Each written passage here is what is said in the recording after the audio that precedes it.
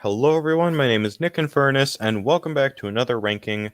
Continuing on our Legacy Year 1 individual wave rankings, let's talk about Wave 2, which, little fun fact, I tried doing a take a little bit earlier, and it got ruined because 10 seconds in, I had a coughing fit. Don't you just love video recording? Now, I said in my Wave 1 video that I think that Wave 1's one of the stronger waves, and that it was a good introduction to the line. Wave 2 unfortunately fell a little bit short, which usually happens because usually sequels aren't as good. You gotta live up to a great thing. That being said, I do think this is actually I do still think this is one of Legacy's weaker waves. It has since been dethroned by Wave 4 as the worst wave, but second to last is still not a great spot. And in general, I think this suffers from the same issue that Wave 2 had, in that most of its figures are just good, and there's not really enough great ones. Like, like from what I can count, there's only like 4 great figures in this wave of like 10. I mean, at the very least, we don't have any, bad or mediocre ones. The baseline is just good, just that okayish good area. But the baseline for Wave 1 was actually pretty great, so yeah, definitely had a decent amount to live up to, and it didn't quite live up to it, but for what it is, it's a decent enough wave. So, starting the list at number 10 is Deluxe Class Elita 1. Man, if you were to ask me what my most disappointing figure of Legacy Year 1 was, I'd probably say this one. I was really excited for it, but in hand, it's just got some issues. For one, the backpack just doesn't tap in, like, at all. And if you bump it the wrong way, it'll just unpeg. And it just looks kind of awkward. Everything is so close together, it looks like she's uncomfortable and claustrophobic at the same time. Posability is fairly decent, but the ankles don't really have a lot of wiggle. They're detented for some reason, and I don't really understand why you would do that. Transformation's decent until you get to the part where you have to slot the elbows into the pauldrons, and that is one of the most tedious things in any Legacy transformation. At the very least, the car itself doesn't really have any problems. I guess except for the fact that things don't really like to stay tabbed together that often. Mainly just the elbows into the pauldrons. I do think the hat's cute. Yeah, this is a figure that's just okay-ish. Not the worst thing ever, but still better. And from what I've heard, the strong arm retool that's coming up is definitely better. So at number 9 is actually the figure that a lot of people rate at the very bottom of this wave, Wild Rider, another deluxe. So in general, I think this has some similar problems to Alita, stands kind of awkwardly, and doesn't really pose the greatest in robot mode, especially with how the outward motion on his hips is also weirdly detented. Like, they're really close together. You move it a little bit out, it springs back in, but if you want to stay out, you have to move it like 45 degrees. It's weird. It's just kind of weird figure. Also, both of these figures have massive backpacks that really do most of the work transforming as far as the front end is concerned. What puts this guy over Alita for me is that I do find his transformation at least a little bit enjoyable with how everything works. It's less frustrating, at least. And the combined mode is just whatever. I kind of forgot to mention that on Drag Strip. I do like how it splits in half. With Wild Rider, you just bend the hood. Yeah. It's certainly not the worst use of this mold since Breakdown ended up coming out, and it's literally just this with a parts forming spoiler, which is lame. But yeah, pretty decent, but decent gets you to the bottom of the list, unfortunately. Number 8 is Core Class G2 Megatron. I'm not really a huge fan of the Megatron mold. Its QC has generally not been great, and it does have a pretty frustrating transformation. Plus, the tank doesn't really like to stay in place that much. The turret sinks, and when it sinks, the legs move, and then the legs untab. It's annoying. This is just a worse version of the Kingdom version, where Now we have the problem of the legs popping off at both the hips and the knees. Just lovely. I do like the colors at least. Green and purple are a nice color combination, and the face paint is very nice. While I would consider it the weaker version of this mold, it's fine. At the very least, from this point forward, we'll be moving on to figures that are better than fine. Good, in fact. Number 7 is Core Class Shockwave. A figure that I do kind of get the appeal of, but also not. His knees are pretty weak in terms of tolerances, in which they're kind of loose, and standing him can be a bit of a tumultuous task. That and getting the head situated for transformation into the dreadnought mode is just a pain in the ass. It requires way too much force, and it feels like I'm going to break the thing.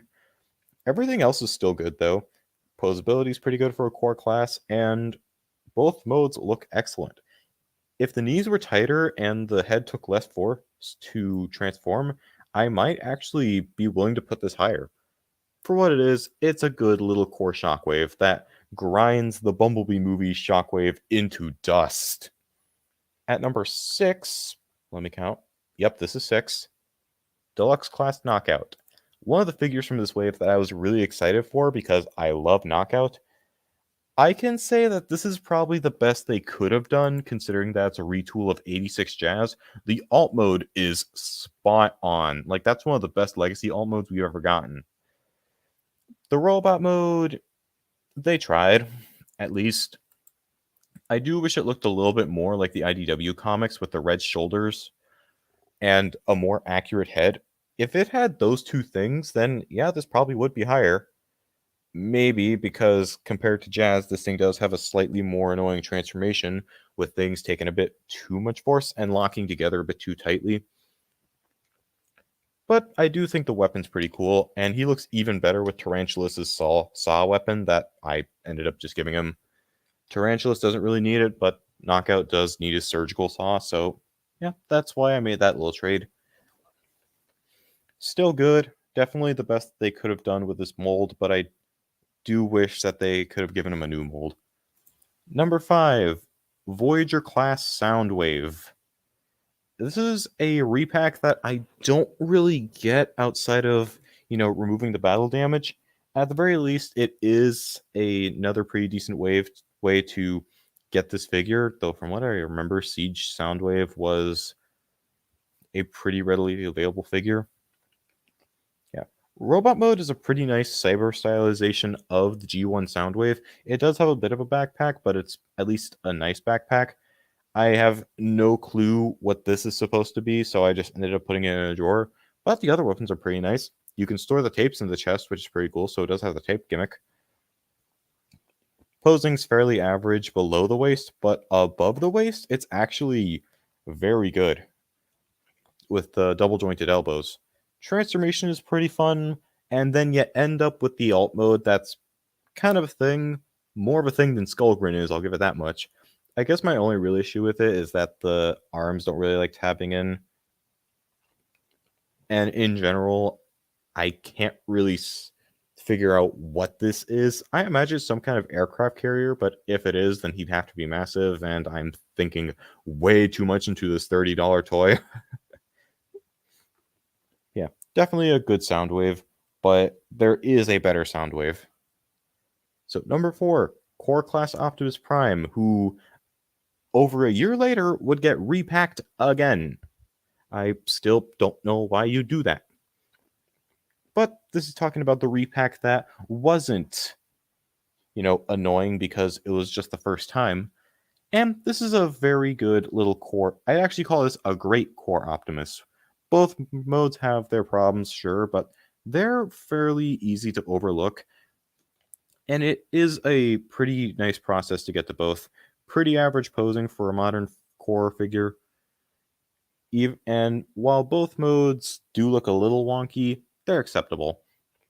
For the first core class ever really released, it's nice. It's pretty great, but I do think that the Nemesis repaint is better.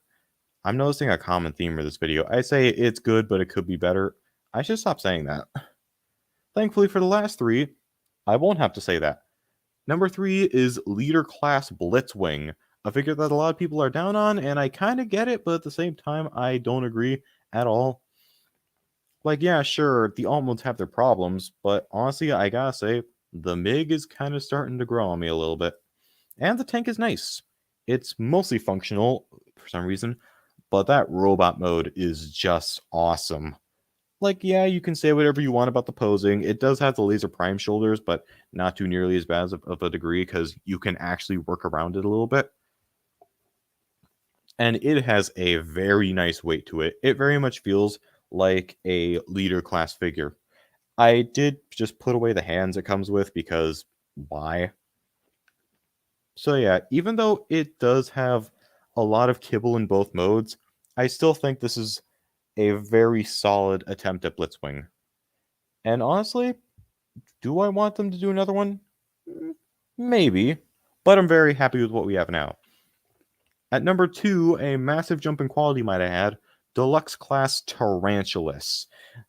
You know a figure is good when I actually fear that its repacking in another wave will end up making it the best figure of that wave. Thankfully, that didn't end up happening, though it is sad that an amazing figure ended up playing second fiddle in both waves it's in. Just excellent robot mode, excellent tarantula mode, even though it's not 100% accurate. Just phenomenal posing, especially below the waist, and a pretty good transformation. Very, folding everything together is pretty satisfying, and you do end up with, I gotta say, a massive tarantula mode.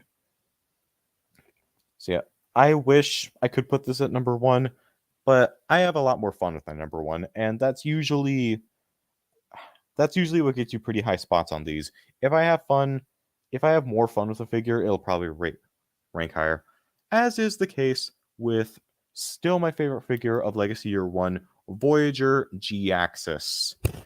Now, yes, mine has yellowed at the hips a little bit and in the other spots, but I can't really say that bothers me all that much, because this is still just a phenomenal figure.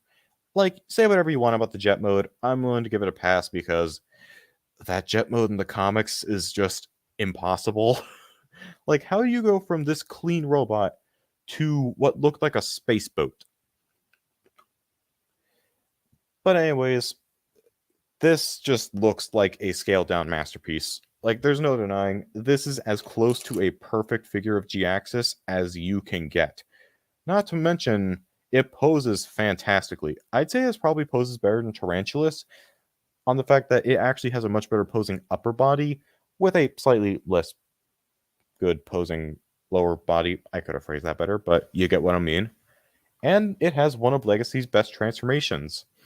So yeah, in general, while it has been dethroned as my favorite figure of Legacy as a whole, if we're just talking about the first year, it's still got the gold medal. Anyways, guys, that's going to be it for my ranking of Wave 2. If you enjoyed, you know what to do. I'm not going to bore you with all the generic stuff. I'll see you guys in Wave 3. Take care, and Godspeed. I did not mean for that to rhyme.